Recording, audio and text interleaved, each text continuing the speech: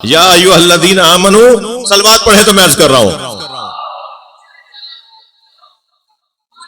یا ایھا الذین آمنو قرآن ہے بھائی، بہت واضح طور پر اللہ نے ہمیں راستہ بتایا ہے، کہیں ہمیں پریشان ہونے کی ضرورت نہیں ہے۔ فاسألوا اہل الذکر ان کنتم لا تعلمون، اگر نہیں جانتے ہو تو اہل ذکر سے پوچھو۔ تو جن سے پوچھنے کا حکم دیا جا رہا ہے ان کو سب پتا ہوگا، تبھی تو اعلان عام ہے، ورنہ کوئی کہہ دے صاحب انہیں تو یہ مسئلہ نہیں آتا، انہیں تو وہ مسئلہ نہیں آتا، تو وہ کوئی ہے کہ جسے سب کچھ آتا ہو؟ وہ کون ہے جسے سب کچھ آتا ہے؟ پھر قرآن نے ایک مرتبہ لہجہ بدل کے کہا، توجہ چاہوں گا، اے صاحبان ایمان اتقوا اللہ وکونوا مع الصادقین، اے صاحبان تقوی، اے صاحبان ایمان تقوی اختیار کرو اور سچوں کے ساتھ ہو جاؤ۔ سچوں میں سے ہونے کی بات نہیں ہے، کونوا من الصادقین نہیں ہے، سچوں میں سے ہو جاؤ۔ تو پھر جب اللہ ہی ان کے برابر ہمیں نہیں رکھ رہا تو یہ امت کو کیا شوق ہے کہ نبی ہم جیسے ہیں، علی ہم جیسے ہیں؟ اللہ نے یہ نہیں کہا ان میں سے ہو جاؤ، اللہ نے کہا ان کے ساتھ ہو جاؤ، ان میں سے ہم ہو ہی نہیں سکتے۔ مدینہ تو سچوں سے بھرا ہوا تھا، اور ابو ذر سے زیادہ تو سچا نہ آسمان نے دیکھا نہ زمین نے دیکھا۔ ایسے ایسے سچے موجود تھے، مگر مباہلے میں لعنت کرنے کے لیے ابو ذر نہیں گئے، مباہلے میں جھوٹوں پہ لعنت کرنے کے لیے 5 ہی نکل کر گئے۔ صلوات پڑھیں محمد و آل محمد۔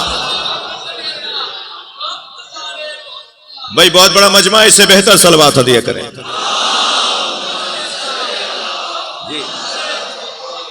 اب وہ جو سچوں کے ساتھ ہونے کا اللہ نے حکم دیا ہے، یہ گھرانہ جس گھرانے کو میں ائمہ اہل بیت کہتا ہوں، یہ سب سچوں کی انجمن ہے، یہ سارے کاظم ہیں، یہ سارے تقی ہیں، یہ سارے نقی ہیں، یہ سارے عسکری ہیں، یہ سارے سجاد ہیں، یہ سب شہید ہیں، یہ سب کے سب صادق ہیں، یہ سب کے سب مجتبی ہیں، یہ سب مرتضی ہیں، یہ سب مصطفیٰ ہیں، مگر جیسے جیسے ضرورت پڑی ایسے ایسے لقب سامنے آتا چلا گیا۔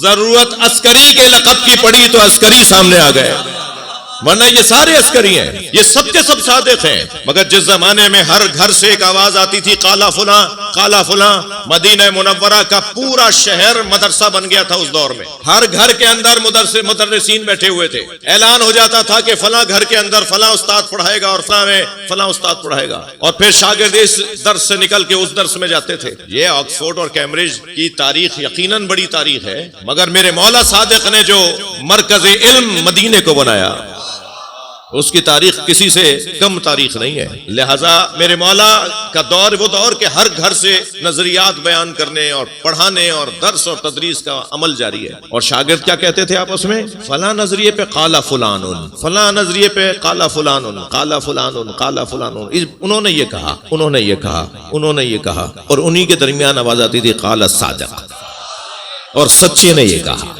لہذا تمام اقوال کے درمیان جو قول نکھر کر سامنے آتا تھا وہ میرے مولا صادق کا قول۔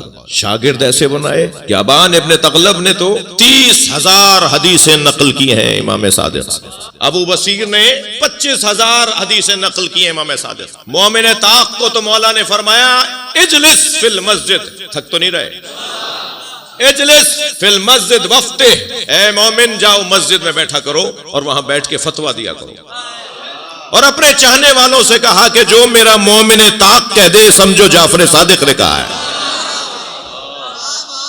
اور ابان ابن تغلب کے لیے، اور ادھر حضرت بشار مکائی کے لیے اور حضرت حشام کے لیے میرے مولا نے ایسے ایسے ایکسپرٹ تیار کیے، ماہرین تعلیم بیٹھے ہوئے ہیں، میرے ساتھ بھی کچھ شعبہ تعلیم سے وابستہ مہمان ساتھ آئے ہیں۔ یہ جو ایکسپرٹ کی رائے پر عمل کرنے کا ایک آج پڑھے لکھے طبقے نے فیصلہ کیا ہے کہ بات چلے گی تو ایکسپرٹ کی چلے گی، جی جو ماہر بات کر رہا ہے وہی بات مانی جائے گی۔ اس پر عملی طور پر اگر کسی نے ثبوت فراہم کیا ہے تو وہ امام صادق نہیں۔ عملی طور پر کسی کو علم کلام کا مسئلہ پوچھنا ہے حشام سے پوچھو، کسی کو فقہ کا مسئلہ پوچھنا ہے وہ ابو بصیر سے پوچھے، کسی کو فلسفے کا مسئلہ پوچھنا ہے وہ مومن طاق سے پوچھے۔ ایکسپرٹس بنائے امام نے۔ جب کوئی آتا تھا امام سے مناظرہ کرنے کے لیے تو امام فرماتے تھے سوال کیا ہے تمہارا؟ جب وہ سوال کرتا تھا تو سوال سے اندازہ ہو جاتا تھا یہ تاریخ کا سوال کر رہا ہے، تو میرے مولا فرماتے تھے جاؤ بشار مکائی وہ بیٹھے ہوئے درس دے رہے ہیں، وہ میرا شاگرد ہے، وہ تمہیں اس کا جواب دے گا۔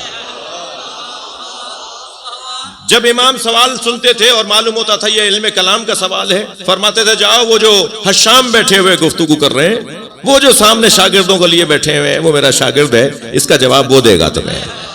اب کوئی نہیں تھا وہاں یہ کہے کہ مولا ہم تو آپ سے پوچھنے آئے، لیکن سب چلے جاتے تھے وہاں کے جہاں ماہر کی طرف امام بھیجتے تھے۔ ایکسپرٹ سے رابطہ کرنے کا فلسفہ امام صادق نے دیا ہے۔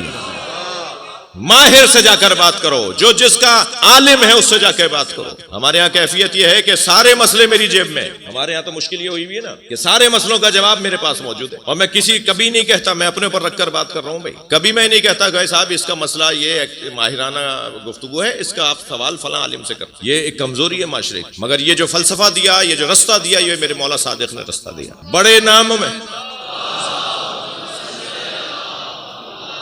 میں نے نام آپ کے سامنے لیے، ان بڑے ناموں میں ایک نام حضرت حشام کا ہے، حشام ابن حکم رضوان اللہ تعالی علیہ۔ حشام کہتے ہیں کہ میں نے امام صادق کے فرزند امام کاظم کو الٹے ہاتھ سے کھانا کھاتے دیکھا، تو مجھے تعجب ہوا کہ حکم تو ہمیں خود امام یہ دیتے ہیں کہ سیدھے ہاتھ سے کھانا کھاؤ، اور امام کے وہ بیٹے جو کل ہمارے امام ہوں گے وہ الٹے ہاتھ سے کھانا کیسے کھائیں گے؟ کہتے ہیں مجھے جانا کہیں اور تھا، میں نے رخ کیا امام صادق کی گلی کی طرف کہ جا کر امام سے پوچھتا ہوں کہ آپ کے بیٹے کا یہ منظر دیکھ کر آ رہا ہوں۔ تو میں امام صادق کی گلی میں داخل ہوا تو سامنے سے ابو بصیر آ رہے تھے۔ حشام کہاں جانا چاہتے ہو؟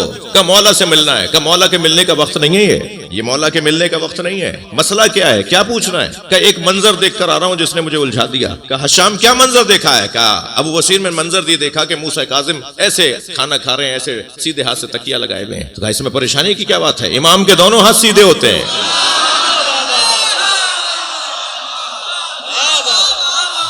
صلوات پڑھیں محمد و آل محمد۔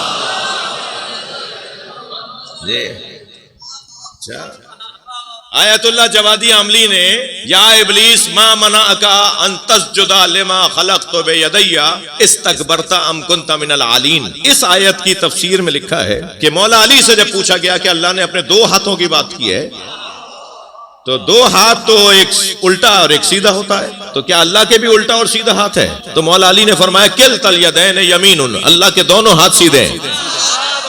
اس آیت کی تفسیر میں مولا صادق سے یہ قول نقل ہوا کہ ائمہ کے سارے ہاتھ سیدھے ہیں۔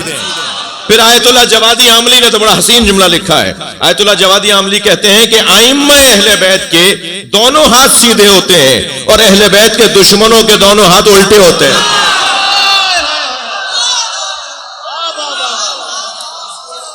صلوات پڑھیں گے محمد و آل۔